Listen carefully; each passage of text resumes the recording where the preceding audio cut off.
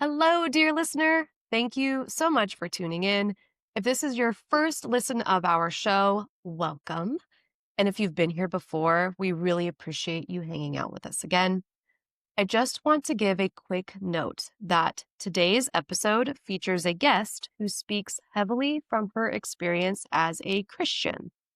As you may or may not know, this show is not rooted in any particular religion or belief system. We decided to have her on the show anyway because she has a great message to share around health and wellness, which is the foundation to any successful business or parenting journey. If Christianity does not resonate with you, that's totally fine. I encourage you to listen with open ears anyway, and do your best to translate any Christian references into words that you would prefer to use. So, for example, if you don't believe in God, but instead you use Allah or universe or something else, then every time that this guest mentions God, you can swap out that word for your preferred word. This is personally a method that I use, and it actually works really well in helping me to be able to sift through religious references and better understand what it is that someone is sharing with me. It's overall a great method for being able to hear other people whose opinions and perspectives are different than mine. If religion is a hard pass for you and you just don't want to listen to this episode, we have released an alternative episode today for you to listen to instead.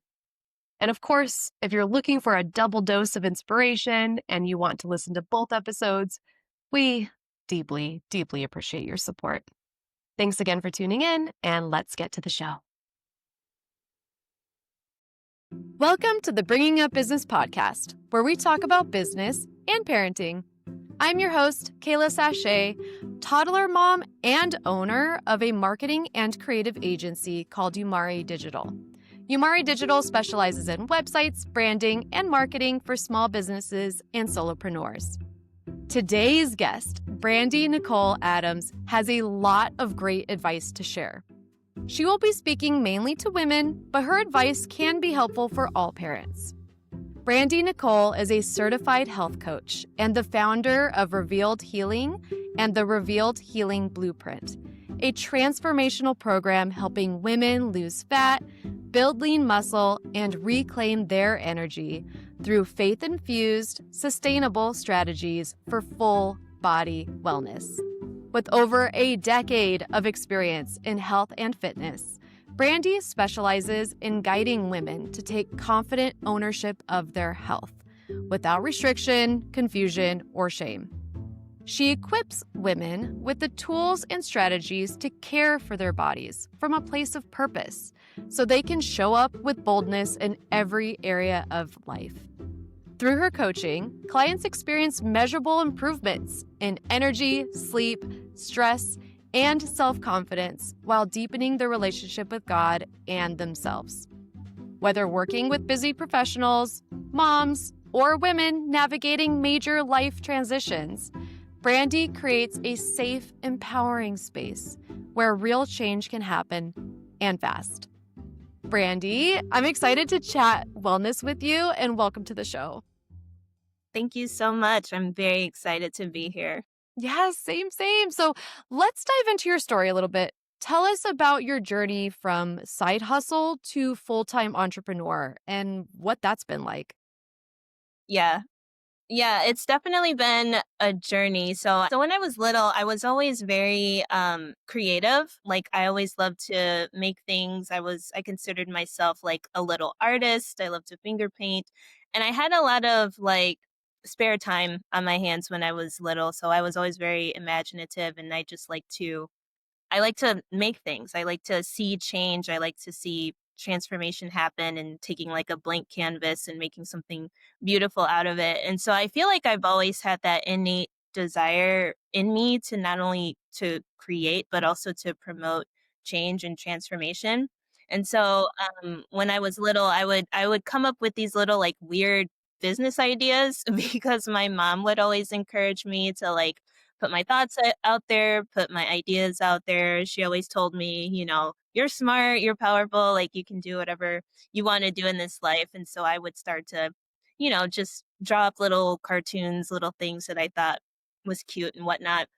But as I grew older, and as I went through school, there was always a dichotomy, like a opposition between what was happening at home and struggles that were going on like within my family and what was going on at school, because I went to a private Baptist school that was pretty strict, and then my home was not always aligned with what the school was promoting and what the school wanted us to do and how they wanted us to live our lives as kids. I was one of the only black girls at this school, and so I started to feel like I wasn't good enough. I started to feel like my ideas didn't really matter. And I actually started to feel shame in some ways, kind of about who I was, how different I was, about, how my family, quote unquote, wasn't as good as some of the other families that were in this private school. And so I just really started to feel isolated,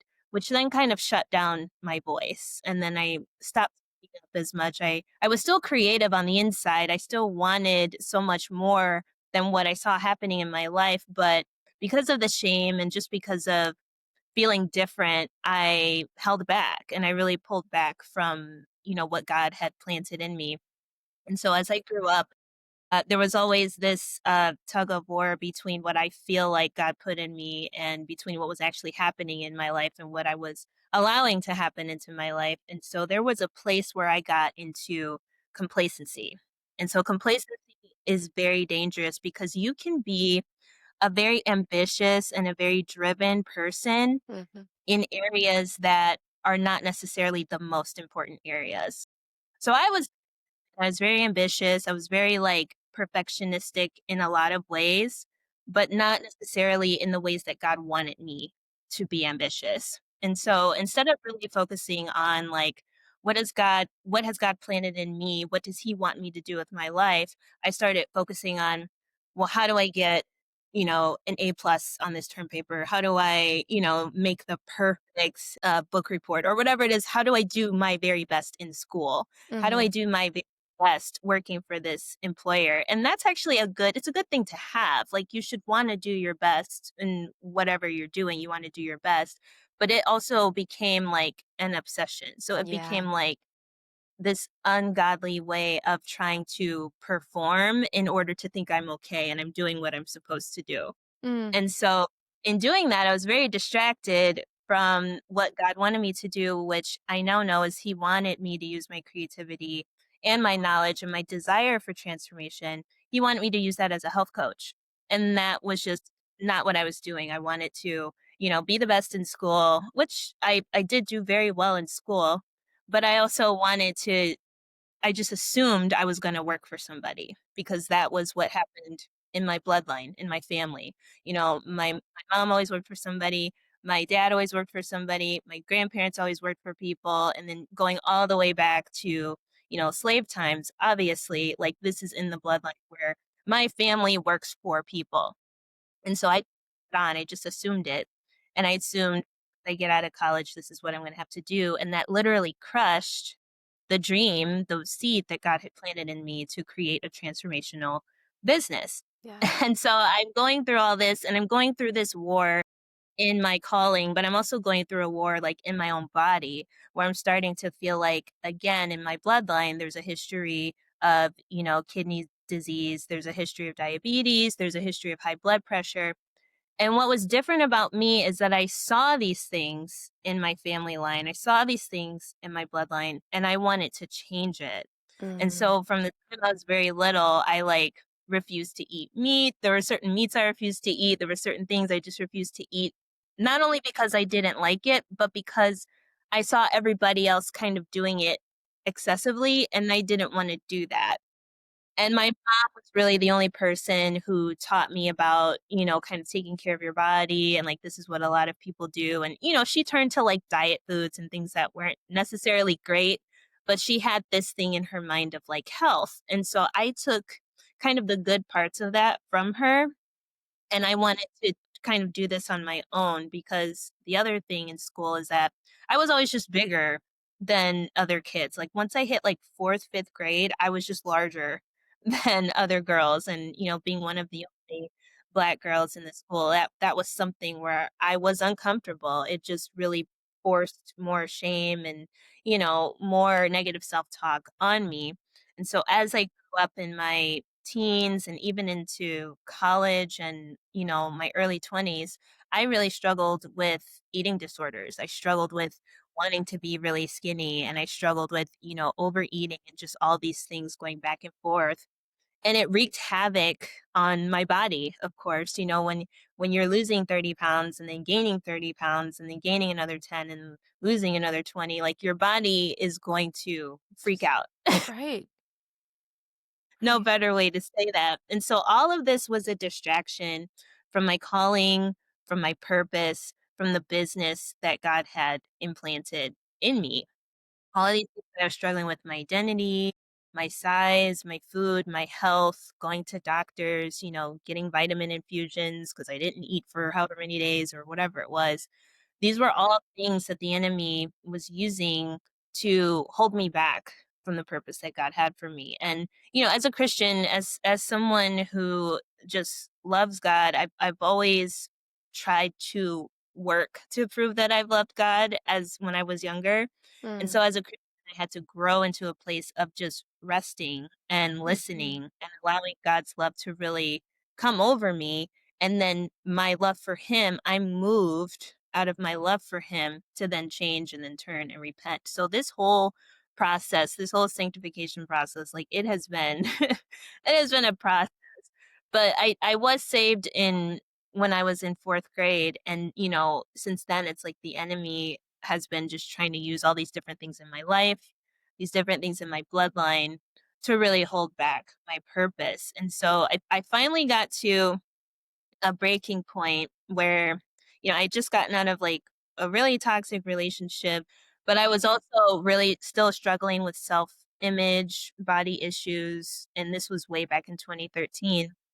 And I was working out, like, way too much. I was in the gym, like, several times a day for a couple hours, and I would only eat, like, a certain very limited calories, like, in the couple hundred calories. So I was really in the Oh, throes of a pretty terrible, eating disorder, and I was sick, obviously. I was still pushing so hard, and I just heard the Lord tell me, "I want you to go to church." Like, it was a local church, it was a, pretty big church.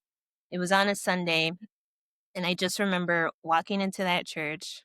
I just so happened, which we know is, God ordaining me to walk into this community of creatives. It was mm, a literally community that sits together at church, and they were creatives. And this woman just pulled me aside and she just kind of took me in and she was just like, "Are you okay?" And, from that moment, I just became part of the community. I started going to people's houses, being involved in their small groups and their gatherings, getting into the word. And it was in that moment that God told me, like, "I'm going to get what I planted out of your life. Like, you will start producing fruit, but I need you to heal." mm, And when I heard him say he needed me to heal, I said, "I know God is going to reveal something to me in this healing." And so I started to heal. I went to the doctors, went to the specialist, started taking the vitamins, started eating properly. And that took some time to figure out like what food is working for me, what food isn't working for me. And that's something that is really important to me as a coach, that women understand like what foods work for you, not just what is popular, not just, mhm, what thing to do right now. What's the popular food? What's the popular injection? Nothing like that. But what is the food that is going to work for you? And as I surrendered my health and this drive to constantly do the right thing and be the best, as I surrendered that to God, He revealed to me these different layers of healing. Like my digestion started to heal, my depression started to heal, my anxiety started to heal. And finally, I got to this place where I felt so I felt so much better, and I felt so grateful for what God was doing. I was like, "I feel like God is calling me to help other women do this." The feeling coming out of a pit and seeing that first glimmer of sunshine. I mean, it's one of those things where once you see it, you can't unsee it. Once God does it, it's not gonna be undone. And so, I started, doing all of the training to become a health coach. And it was a lot of work. I started doing, all the practice calls, all the educational testing, and all the things that you have to go through. And I was finally certified in 2016. And of course, when you reach a certain level, it's just like training. Like once you reach a certain level of training, you're gonna have new problems. Mhm. So once I reached this certain level of healing in my life, once I accomplished a lot of what God wanted to do in me, I encountered new problems. It's kind of like the depression comes back in a new way, the anxiety comes back in a new way, but just kind of an evolved form of these things. Yeah. And I knew that God was calling me to now start my own business. And so what I was afraid of though is I was afraid of like, what if I don't make the money? What about the healthcare? What about the benefits? What about all these things that I have at Yeah. my now job? Because I'm working full time. I'm a health coach, trying to start this business, trying to do all these things. So I'm juggling a lot of things. Yeah. And out of my fear of not having the money, not having the benefits, what if I get sick and I don't have healthcare, like all that kind of stuff, I tried to keep working, working full time and doing my business on the side. So what God was calling me to do, I was trying to do it on the side, Mhm. which which doesn't work. And so, God was patient with me. He was gracious with me and he told me, you know, I'm going to allow you to do this for some time until I got to a point where I was working for a nonprofit, and this was my way of trying to kind of sidestep what I think God wanted to do was like, when I'm working for a nonprofit, like I'm still doing work for you. I'm just not doing exactly what you put in my heart. But I'm Sure. I'm still, I'm still trying to do it on the side, still trying to Yeah. do it my way, still Yeah. trying to have control. Yeah. And God was like, okay, like I'm gonna allow you to do this for a while until you lose your job. And so I ended up losing my job from this full-time position that I had, and it was actually a blessing because the way that that particular organization was being run, I just didn't feel like God was in it. I felt like they were trying to do the right thing, but just the way behind the scenes, like once you pull back the curtain, it was kind of like, oh, this is what we're doing. Mm. And that had happened at my last two jobs that I had had in the nonprofit space. And that's not to say that the fruits that were being produced were bad. It was just what was going on behind the scenes. It was kind of like not great.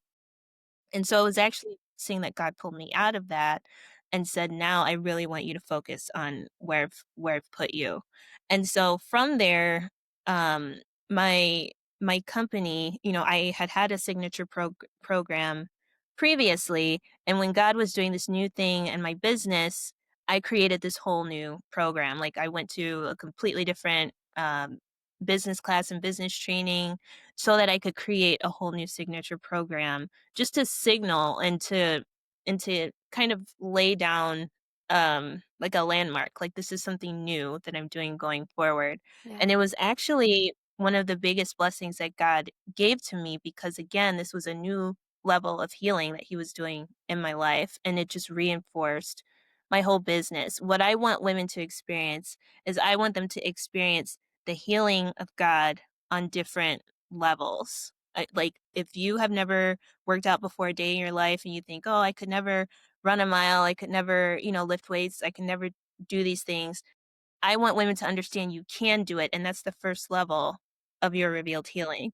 And there are Yeah. multiple levels that you go through, and you get used to working through the struggle Yeah. because the scripture says, "In this world you will have trouble, but take heart because I've overcome the world." And so because God is with us, because he cares and he plants these seeds in us, he will give us the harvest out of our lives, but we have to surrender and we have to walk in obedience to him. And these are just lessons that I continue to learn over and over in different ways. It's like I go in the gym, I do the same reps, but depending on, what kind of training I'm doing, I'm lifting heavier, I'm lifting lighter, but it's the same discipline of going into the gym and doing the work. When I'm meal prepping, it's the same discipline of coming home and making the food and not doing takeout, not doing, getting delivered to your house, not doing that stuff, Yeah. but actually putting the effort. It's the same thing in my spiritual life and, really in all of our spiritual lives. We show up, we put in the work, we put in the effort, and then God will bless that work that we're doing as long as we're in obedience and surrender to what he wants to do with our lives. And so that's really been my story. It's been a lot of up and down, Yeah. of course, but, just a lot of creativity that God planted in me, a lot of discernment that He's given me, and just a lot of grace He's given me to be able to do what I do as a coach and to really help promote transformation in the lives of so many women, including myself. So I'm grateful for that, and that's a little bit about my story. Yeah, wow, what a journey and what a roller coaster. It's so interesting to hear how you developed that creativity. I would call it like a builder muscle or a creator muscle. That seemed to be your push. That seems to be your personality. You like to create things. Yeah, That's what I think I get about you. yeah. It's so interesting to hear how it sounds like your mom inspired that even though she had been working for somebody else. So I'm curious, do you think she has that same creator muscle too, or what inspired you from her? Yeah. Yeah, my mom definitely she has a creative side to her. Now she might not be the best like artist or graphic designer or anything like that, but there is a creative side to her and she really knows how to use words. Like my mom is really good with her words and just really encouraging, lifting you up. Um and I think what I saw in her is because she was such a like strong workhorse, like, she had 3 jobs at one point, so I'm Wow. watching her as a little like, go through this, but at the same time, like, I saw her gift of words sort of, diminish or become overrun by all the work that she had to do, because at some point, when I was, I think, about 9 or 10, she became a single mom when my parents separated, Yeah. and so it was like what she was gifted with that had to be put, quote, unquote, "on the back burner" to care for me, for the house, and to take on all these things, and so when I see this in my mom, it's like I see how beautiful she is, I see her creativity, I know she has this gift of words and encouragement, but I see her so bogged down by life and by, what she's struggling with, that really, like, pierced my heart, like, I wanted to be there for her, I kind of wanted to support her, and, when you're a child and you're starting to think like this, you're starting to think like an adult as a child. Mhm. That's, the one of the negative things that has come through my bloodline as well. It's just children having to be adults Mhm. from a place of, just wanting to be an adult like I'm grown up now, but of really wanting to like help my mom. Mhm.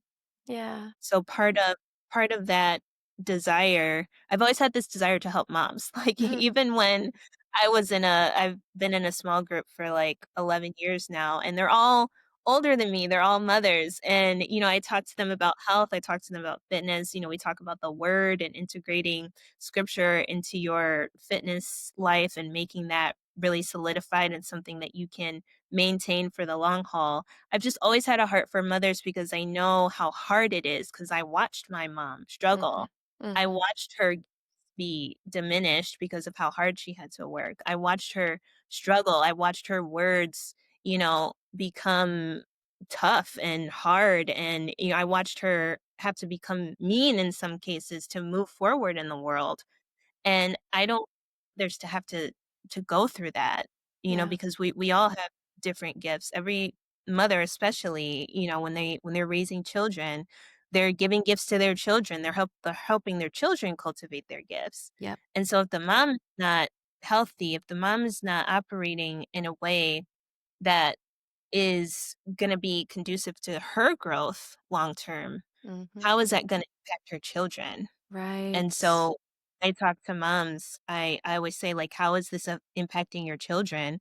And some of them, they don't even realize it. They're like, "Oh, like, I haven't really thought about that."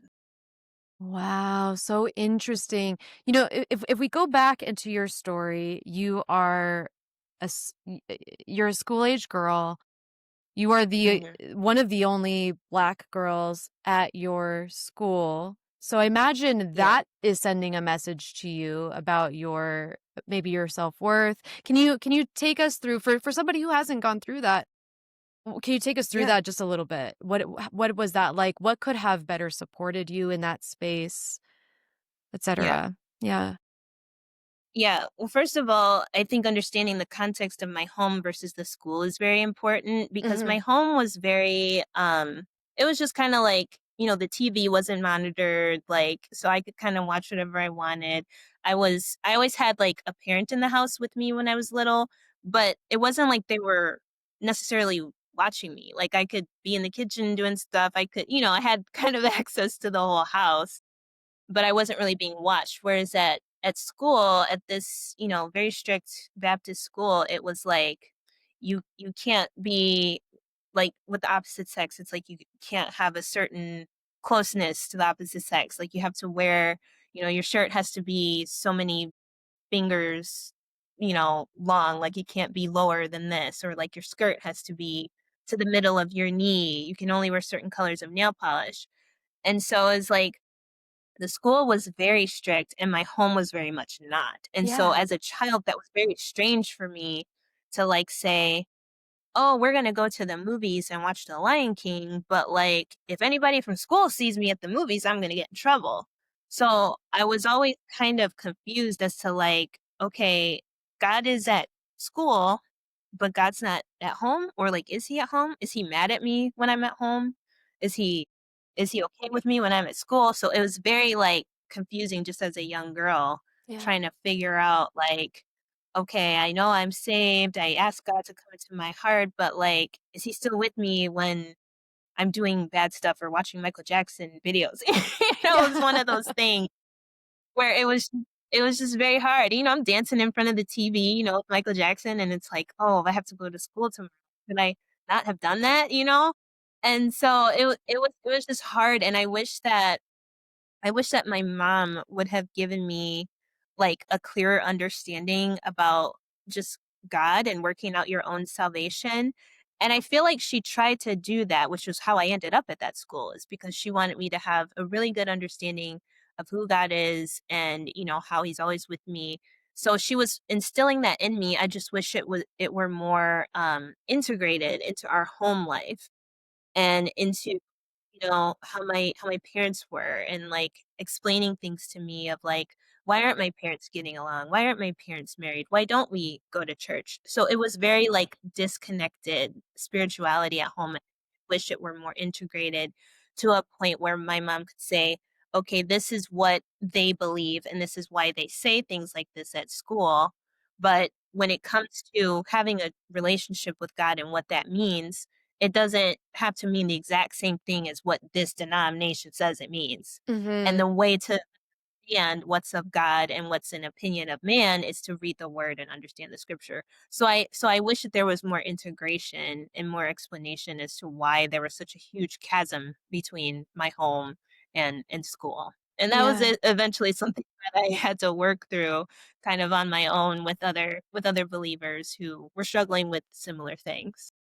I could see that being confusing because you're getting a very strong message at school, and then at home you're Yeah. almost getting no messaging or very little messaging, and so you as a child have to put the pieces together yourself, which can be very scary. When we're kids, we crave structure, we crave stability, and we want adults to step in and help guide us through life.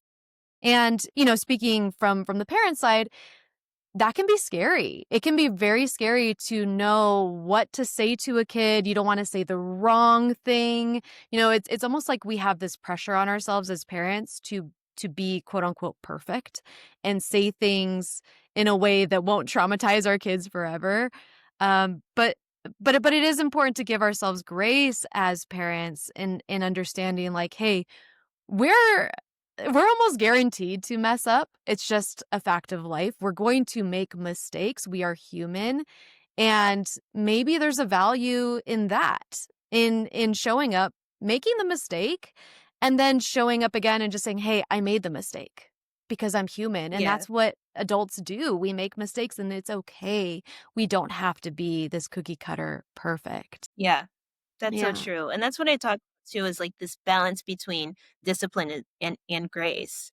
Because as a parent, it's like, of course, you have to have discipline as the leader, as the parent, but you also have to give yourself grace as well. And as you're walking through this, know that you're not a robot, know that you're Mm-hmm. not supposed to be perfect. It's not possible to be perfect. And so keeping that discipline and grace in balance, it can be very difficult. And I know that that's something that moms especially struggle with when their choices and how they're doing things will impact their children. It's really easy to shame yourself. It's really easy to talk negatively to yourself and just Mm-hmm. continue down on that spiral. But that balance of discipline and grace is so important. It's so important. Yeah, yeah. It sounds like we have to first recognize that we are speaking to ourselves negatively before we can say, "Oh, hey, we actually have an issue here." Now we can take the Hmm. first step in getting to health, right? So first we identify our negative self-talk, we recognize it, we accept it, we say this is actually what's happening, and then we can move forward. What what does that or what can that negative self-talk sound like? I mean, for somebody who's been speaking it to themselves for all their life, how would you even know that that's negative and that's making an Yeah. impact on you? Yeah, yeah, there's a level of, vulnerability that has to come out, and so if you're just talking to yourself negatively, but you're not actually sharing what your thoughts are with other people who are safe people, then nobody's gonna know, so you have to have a level of vulnerability and a level of discernment to know who to share these things with, so a lot of times, when I talk to women who are, just wanna know what I do and, we hop on a strategy call together to see if, it'd be a good fit to work together. I hear the negative self-talk come out and I hear, "Oh, I know I should be doing this and I haven't done it. I know it's so dumb to know what to do and then to not do it." It's like, "Whoa, like where did that come from?" It's like or like, "I know I gained 20 pounds and, I'm so fat right now and I hate looking at myself in my clothes." It's like, "Wow, that's actually really an abrasive thing to say to yourself. Like, yes, you might feel sad. There's an emotion behind that. You might feel sad about gaining weight, but then to actually do damage to your mind and your soul by saying these things about yourself, it's almost like it's okay to have the feeling of sadness, but then to act on that and actually do damage to yourself because of that feeling. That's what we have to break apart. It's okay Mhm. to be sad, but don't Mhm. do damage to your spirit. Don't do damage to your mind by reinforcing this negative idea about yourself, which isn't even true. And so Yeah. a lot of times it's in those strategy calls, it's in those initial calls where I will actually point at what's being said and I will say, "Do you do you hear what you just said? You just said you gained this weight and you know that you're dumb for gaining the weight and now you're unhappy with how you look and you just totally tore yourself apart." And I will ask them, I'll say, "Did you hear yourself say that?" And a lot of times they don't know how to respond. They're just like, "Oh, like I've just always thought that." And so it's the emotional piece, and this is the part of me that really feels bad for the moms who are struggling with this because I know that when they say it fast like that, I know that that's something that's been stewing. That's something that's been marinating. And now, a quick message from our sponsor. If you've ever played golf, you know that it's more than just a game, it's a statement. Onyx Golf is providing golfers a bold new way to express themselves on and off the course. Their premium golf bags and accessories combine top tier functionality with standout style, empowering you to bring personality to your play. Whether you're aiming for a clean, classic look, like my Onyx golf bag, or you're looking for something that turns heads at the tee box, Omnix has you covered with gear that's as unique as your fashion. Designed for performance and built to last, every Omnix golf product reflects their commitment to quality, innovation, and individuality with unmatched unrestrained, and vividly bold golf bags. If you're ready to elevate your golf game and style, visit omnixgolfusa.com and try a new bag with their 6-month guarantee. And you can save 10% on your Omnix Golf order with coupon code BUB. That's omnixgolfusa.com, coupon code BUB. Let your gear speak for you, because at Omnix Golf, the course is your canvas. Thank you for staying with us, and back to the show. Okay, so it sounds like working with a professional to help find our blind spots, find where we're talking to ourselves negatively, because we might not be able to see that ourselves. So working with somebody else, they can help spot it for us. Would you say that's one of the major benefits of working with a professional, or what are your thoughts? Yeah, I would definitely say that's a major benefit just because even a professional, I mean, different people need different things. So whether it's a counselor, therapist, a coach, even a close friend, it's really up to the person to want the help, and it's up to that person to be willing to be vulnerable in the areas that they need to be vulnerable in.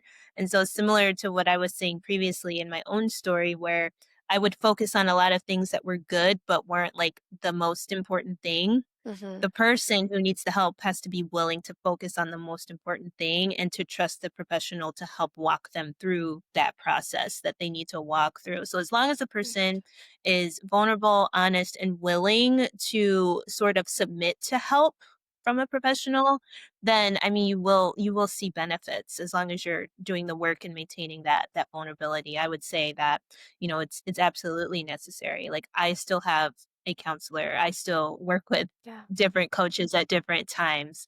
And so I would say it's absolutely necessary to get the help. Yeah, I can see how we level up in different parts of our life and in our business, and in doing so, now, like you said before, we're facing new problems, new challenges. Yeah. And so maybe before we've worked with a professional and then we stopped because we were able to succeed or get to where we wanted to go, but now we've Mhm. leveled up and now we're facing new challenges. It's okay to reach out to a professional again. It's Yeah. totally okay. We are constantly evolving beings. We're never going to be Mhm. perfect. This topic of perfectionism comes up a lot. It's definitely something I've dealt Yeah. with, and I can see how it would affect parents, especially moms. So, Yeah. yeah, we just giving ourselves grace and understanding it's okay to need help. Totally Yeah. fine. What can be some red flags for us to know, "Oh, wow, I am facing a struggle. I need help." How would that manifest in our bodies, maybe even our minds? What does that look like? What does Mm. that struggle look like?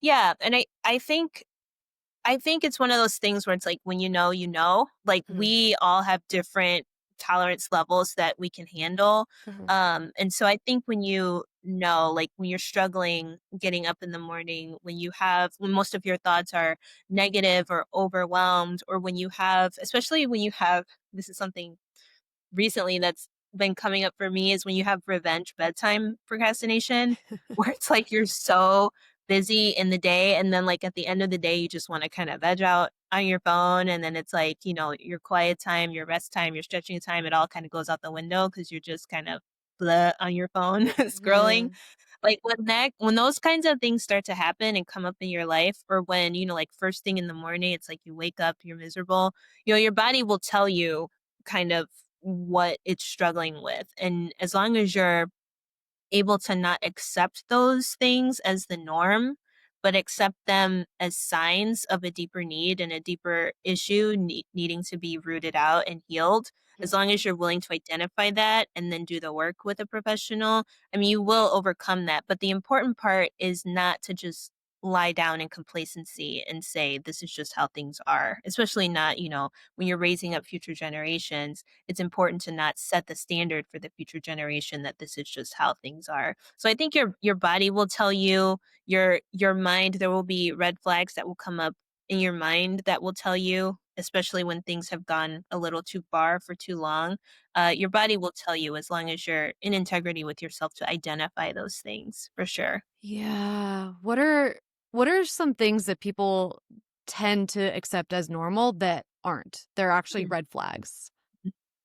Yeah. That is a good question because this is actually it comes up, I would say, in almost every single session that I have with my clients is the personal care time. I've worked with moms before where they're kind of like the Uber for their family. And I get that where, they're constantly driving their kids to the different things. They're constantly, then you have to go to the store and you have to go here and then you have a nail appointment, and, you're doing all these different things.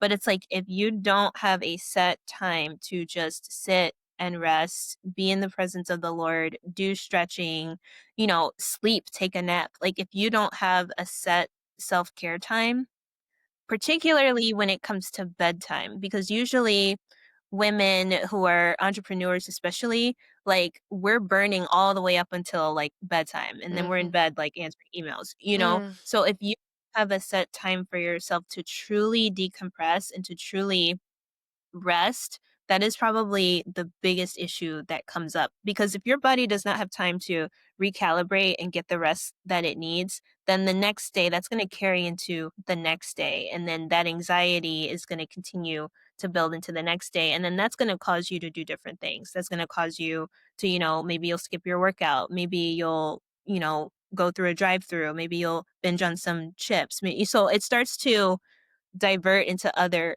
areas because that one domino fell. Now other dominoes are going to fall. So self care and really taking the time to regulate your nervous system. And again, whether that means, stretching, doing some red light therapy, going to bed early, whatever that means for you, if you don't regulate your body and let your body rest, then that's usually a major, major red flag.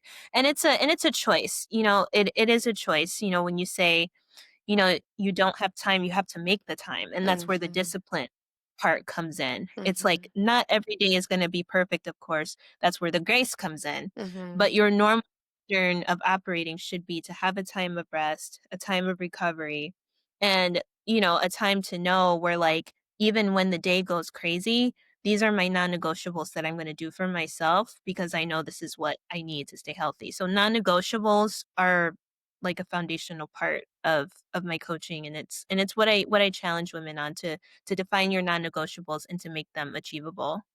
Are non-negotiables just across the board a set of things that we should be prioritizing? I hate the word should, but that I would say we really I'll stick with should. I will stick with should because here's the deal. When we're not taking care of ourselves, it is going to affect our kids. It is going to affect our family. So yeah, I'm sticking with the should. So Yeah. is there a set list of non-negotiables that should be across the board for all parents? Or is it flexible per person? I mean, what do non-negotiables look like? How do you define those? Yeah, I would say the categories are pretty well defined across the board. I would say what goes into the buckets of each of those categories are different for each person. So it's under meals, movement, mindset.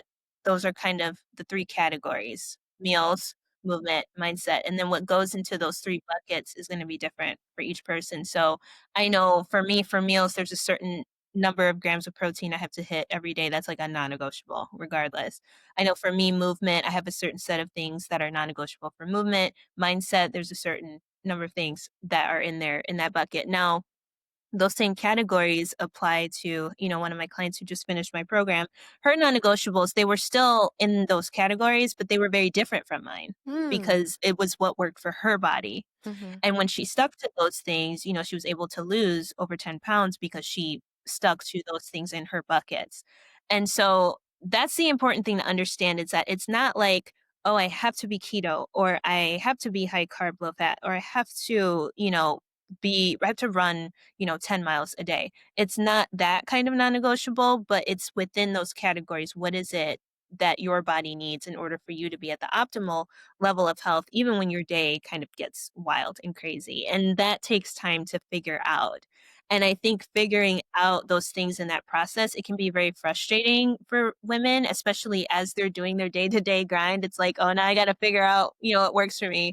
And Mhm. then that's when working with a professional and getting the help to do that process and work through that process, that's when that comes in. And those are just the non-negotiables. So this is like, hey, I'm traveling for vacation and then, I have 6 basketball games I got to take my kids to right after that. It's like, okay, I get that. And so what are those baseline promises that you've made to yourself in each of those 3 categories? Let's make sure that we do those things while you're traveling.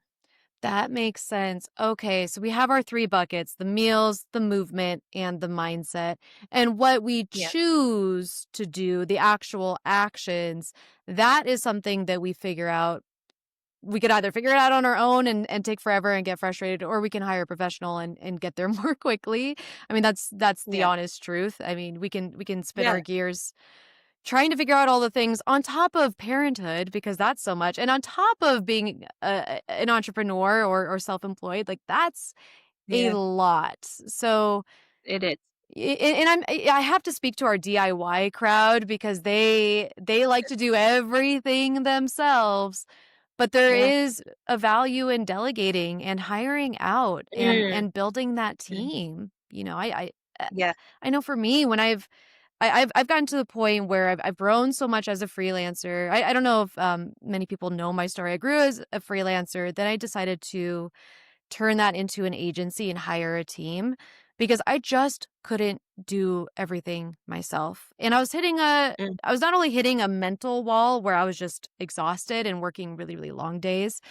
This was before I had my son.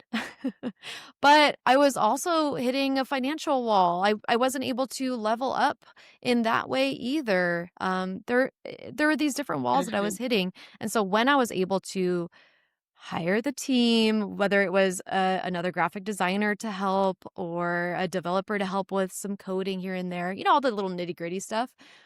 But Uh-huh. also, I hired a life coach. I got a business Mm. mentor. Those things helped me out too with my mental bucket and figuring out how that all functions. So yeah, there's definitely a value in hiring out, y'all, especially my DIYers. Yeah. Listen up, please. Please, please, please. You don't have to do it all yourself. And speaking to our moms specifically, we have a lot on our plate. And parents in general, we really do have a lot on our plate. And so it's really easy to fall into the trap of everything is a priority.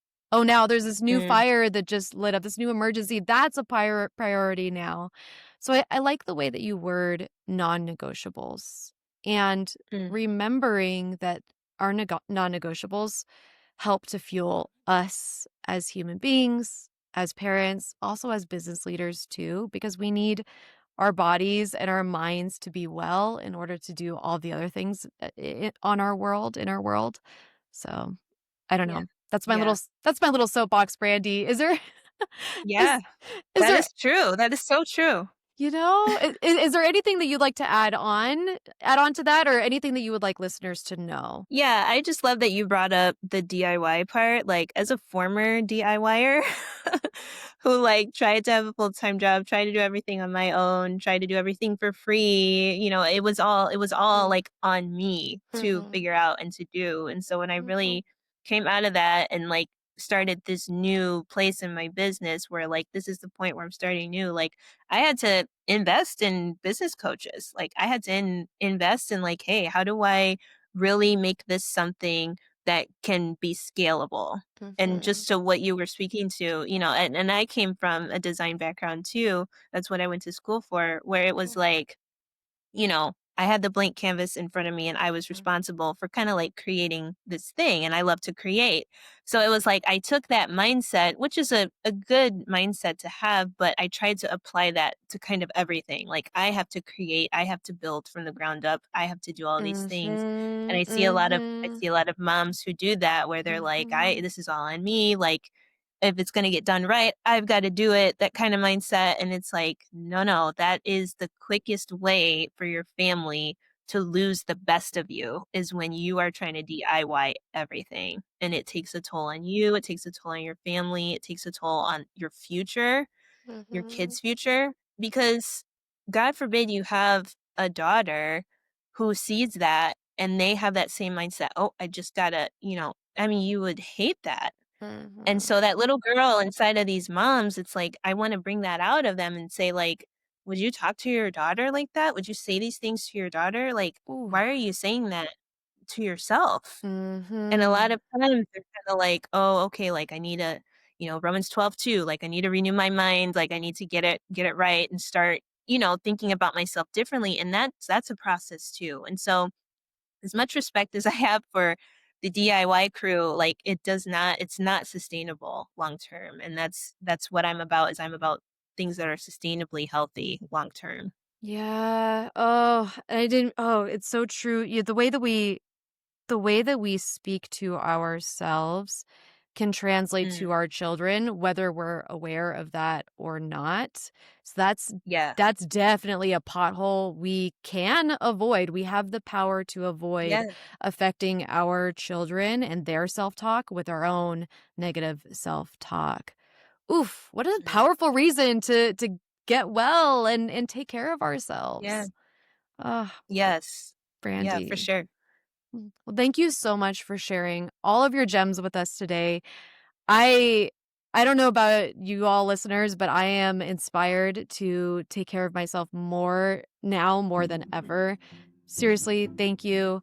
Where can people find you if they want to hire help or get inspired, go through your program? Where can they find you? Yeah, my website is revealedhealing.com. So I have all my information on there. There's a button to go ahead and schedule a free consultation call with me just to kind of talk through even what you're dealing with, whether you want to do the program or not. I really value women's stories, and so I would just love to hear, what you're struggling with, what you need help with.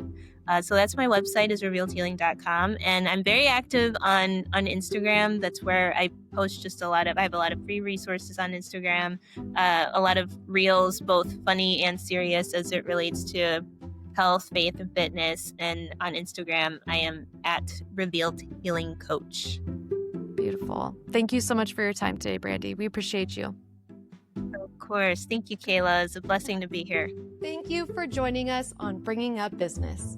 If you could, please take a moment to subscribe to and rate the podcast on Apple, Spotify, or wherever you get your podcasts. You can follow us on Instagram at bub.podcast. That's BUB.podcast. Finally, we'd love to get your feedback. If you have a comment or a guest idea, please let us know on our website, bringingupbusiness.com. Until next time, thanks for joining us. Say bye-bye. Bye-bye.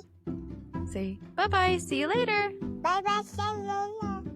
This recording is for informational purposes only and should not be considered business advice. Opinions expressed are as of the date of recording and are subject to change without notice. The views and opinions of guests on this program are not necessarily those of Umari Digital and its affiliates, which together we refer to as Umari Digital. Umari Digital is not affiliated with guests or their business affiliates unless otherwise stated. Umari Digital does not guarantee the accuracy or the completeness of the data presented herein. This recording is for informational purposes only, and the information, data, analysis, or opinion it includes or their use should not be considered business, financial, or legal advice. Umari Digital shall not be responsible for any decisions, damages, or other losses resulting from or related to the information, data, analysis, or opinions or their use. All business decisions are subject to risk, including possible loss of capital. Individuals should seriously consider if a decision is suitable for them by referencing their own financial position.